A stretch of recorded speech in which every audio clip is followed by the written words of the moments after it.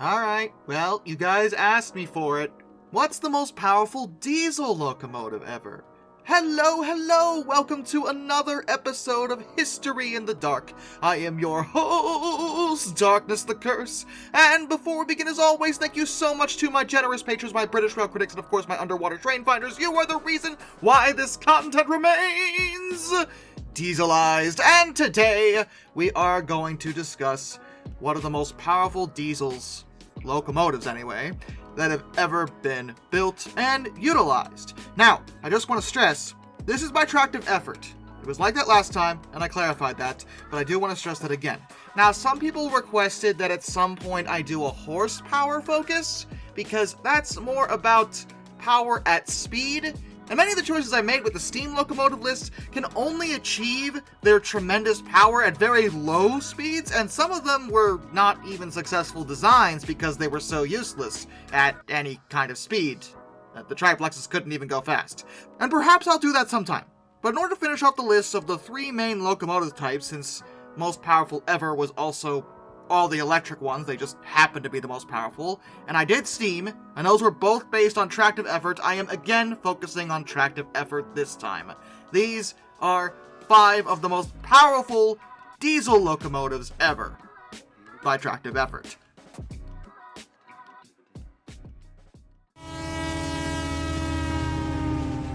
China Railway HX and 3. This is sometimes classified as the JT56ACE because these were actually originally designed by EMD, specifically for export to China. 334 were produced between 2008 and 2009, and they use AC traction motor technology, as well as utilizing the EMD-H engine, which was originally designed for their 90 Max. Despite being designed by EMD, it was a joint venture in terms of producing them with the Dalian Locomotive Works in China. Most of them are dual cab designs, as that is very common for anywhere that is not North America, although it's worth mentioning that 0301 to 0330 are all single cabs, for whatever reason, and they are in service now, capable of roughly 6,000 horsepower, but what's their tractive effort? Well, these things, at starting, are capable of 140,000 pounds, or 620 kilonewtons, of tractive effort. Yeah, I know, it's at starting. Again, I'm playing that game where only when they're slow can they achieve that power, but I did that with the steam engine, so I have to do it for the diesels too. And they are all still in service as we speak.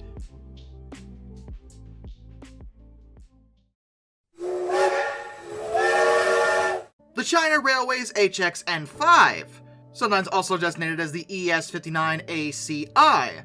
These are diesel-electric locomotives that were actually built by General Electric Transportation Systems, as well as the Kishuan Locomotive and Rolling Stock Works. Again, this was another export situation, but it was still a joint venture. They're designed for freight service, and they're equipped with the General Electric GEVO 16 diesel engine. They're capable of 75 miles per hour or 120 kilometers per hour, and as for their tractive effort, well, at starting, yes, you're seeing a trend, they are capable of 140,000 pounds of force. That's 620 kilonewtons. These are also still in service over in China, as you might imagine, and have been fairly successful, all things considered. And you might be saying, wait a minute, isn't that the same tractive effort as the first one? And yes, the HXN5 and the HXN3 are both capable of the exact same amount of tractive effort, at least at starting.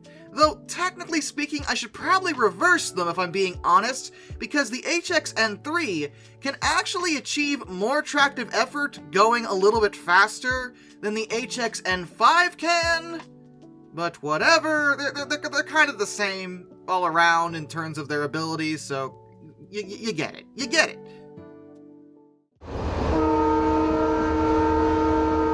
The General Electric AC 6000 CW.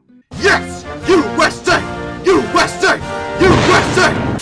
Built between 1995 and 2001, 317 of these beasts were produced, and they were designed to be as powerful as possible. Due to the need for pulling heavy freight trains, they're capable of 6,000 horsepower, However, admittedly, when they first were introduced, they actually weren't very good. They had serious teething problems. The 7HDL engines were not really ironed out when they were put into the newer models, and that resulted in a lot of issues, like serious vibrations. It was one of those weird situations where every problem they fixed created another one, because as soon as they fixed the vibration issue by increasing the engine mass to lower the resonant frequency, that caused problems with the twin turbochargers. A turbocharger problem in a General Electric diesel? No! Really? That never happens, don't be ridiculous. However, they did manage to iron them out, and they served for quite a number of years, although now most of them have been retired, scrapped, or rebuilt. One of them, however, is indeed preserved at the Lakeshore Railway Museum in northeast Pennsylvania, GECX 6002, which was formerly Union Pacific 7511. And these locomotives are actually the owners of a world record. On June 21st, 2001, the Australian mining company, BHP Billiton's Mount Newman Railway, used all 8 of their AC 6000s to pull the heaviest and longest train ever, just in general. They wound up hauling 99,734 tons, which consisted of 682 wagons, and they pulled that for 275 kilometers, 171 miles, between Yandi Mine and Port Hedland. The train was actually 7.3 kilometers, 4.5 miles, long. That record stands as of 2023, so obviously these things are extremely powerful, but how powerful? Well, at starting, they are capable of 188,000 pounds of force, 840 kilonewtons. But continuous, they sit at 166,000 pounds of force, or 740 kilonewtons. A solid display, once they got the kinks worked out anyway.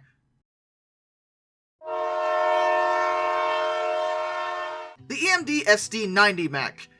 When you read the title, maybe you expected these to be on the list, and it's unsurprising, as the 90 mechs are incredibly powerful diesel locomotives that were first introduced in 1995. 478 in total were built, and most of them are actually still in service as of 2019. Some have actually been rebuilt, but they were a very successful design by EMD, all things considered. But what, of course, is their tractive effort? Well, that's where it gets weird. See, the small-engined SD90-43 Max can only achieve 185,000 pounds of force, or 820 kilonewtons at starting. And even then, they can do 147,000 pounds of force, 650 kilonewtons, continuous. So, yeah, even with the smaller engines, they're really powerful, but there is the large engine variant that includes the SD90 Mac-H and the -H2s.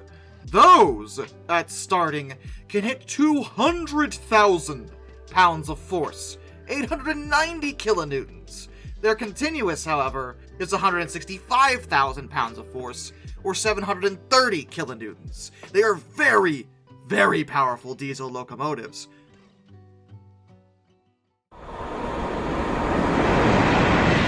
The EMD SD70 ACE-T4. Yes! Yes! Yes! USA! USA! We're number one!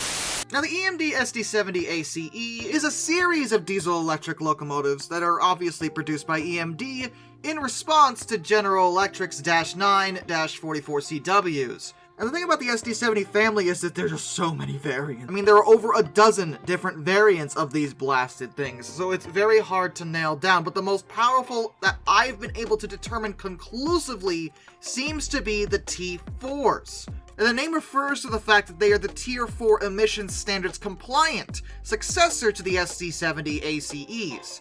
And they are a lot different than previous SD70 incarnations. The T4s have new computer software in order to improve overall efficiency, and they have one inverter per axle, sometimes called P6, or individual axle control, which is very unusual compared to previous EMD locomotives that for the most part used one inverter per truck, not per axle.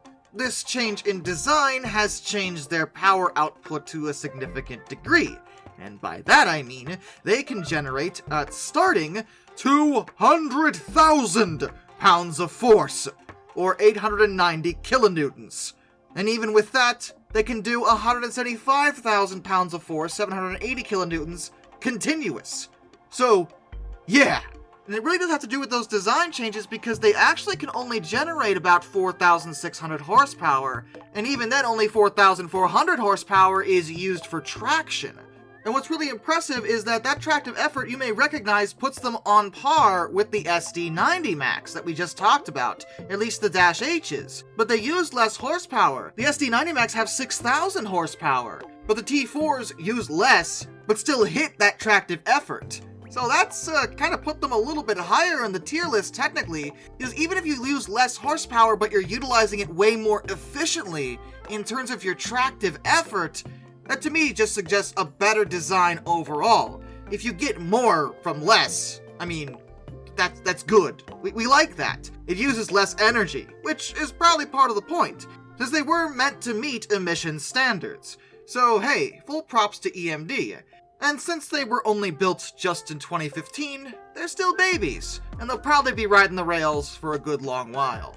And with that, a special thank you to all my underwater train finders, Somedude267, Orange Glass, Benjamin Owens, Spencer Kitson, 1-1-232, Josh Johnson, Metal for Life Guy, Anzac A1, Arthur Roy, Tommy Rossini, Lord Captain Von Thrust III, Joshua Long, Brian, Jack Carson's Aurora Videos, Hayden DeGrow, Master of None, Lord Hawk 444, Alaric Jaspers, The Baxter, that guy with the beard, Mark Holding, Lock Kraken, Murder Drone Stall, 8Person723, DM Trouble Typhoon, Ohio Trucker 1, Hendrick Motorsports Fan 5, Alfonso Lapuche, Royal Hudson 2860, Icerfer 1405, Charles Kwiatkowski, Dr. Racer 78, and Matthew Wolf. Till next time, this is Darkness and a Bidwell of Fun. Farewell.